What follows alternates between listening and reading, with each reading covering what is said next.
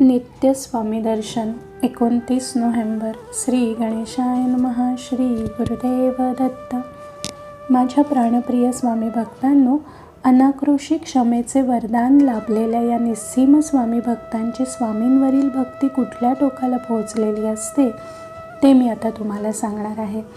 हे स्वामी भक्त म्हणजे मूर्तिमंत, आर्जव आणि अमृतमयी भाषेचे मूर्त रूप असतात. स्वामींशी संवाद साधताना या भक्तांच्या वाणीला अमृत बहर आलेला असतो.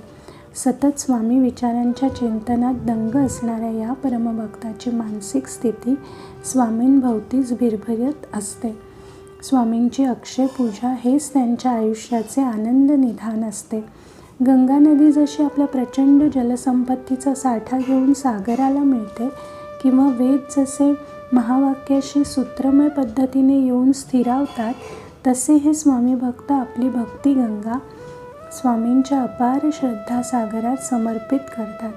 त्यांनी जणू मनासहित आपल्या देहाला स्वामींना अर्पण केलेले असते. अक्कलकोटहून येणाऱ्या वाऱ्याच्या सुगंधी मंद झुळकीला अडकवून स्वामींची प्रेमाने विचारपूस करणारे हे परमभक्त केवळ स्वामींच्या नामाचा उच्चार करतात. स्वामींविषयी कुणीही प्रेमाने बोलू लागले तर ह्याची कर्णेंद्रिय ते स्वामी स्मरण ऐकायला उत्सुक होतात. एक स्वामी विचार सोडला तर त्यांच्या कर्णेंद्रियांना दुसरे काहीही ऐकायची इच्छा नसते, कारण त्यांच्या अंतःकरणात फक्त स्वामीच उचंबळून आलेले असतात.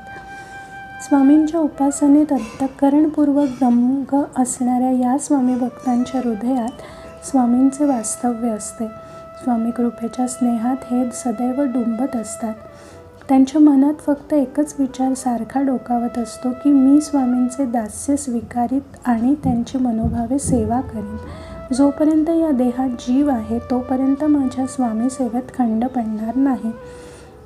त्यांची प्रतिज्ञा असते ही, जन्मोजन्म सेवा करेन. तुम्हाला मी सांगतो की ज्यांच्या मनात असा निश्चय असतो, ज्यांचे आचरण असे असते आणि जे भक्त प्रत्येक गोष्ट स्वामींच्या साक्षीने करतात, आपण असा संकल्प सोडला आहे की जे कुणासही ज्ञात होऊ देत नाहीत, त्यांच्याच हृदयात स्वामींची पावले उमटलेली असतात. रात्र नाही, दिवस नाही, थंडी नाही, पाऊस नाही, ऊन नाही, वारा नाही, कशाचीही विचार न करता अष्टोप्रहर स्वामींच्या नामस्मरणात दंग असणाऱ्या ह्या परमभक्तांची भक्ती कहाणी विलक्षण रंगलेली असते. श्री स्वामी समर्थ. श्री गुरुदेव दत्त. श्री गुरुदेव दत्त. श्री गुरुदेव दत्त.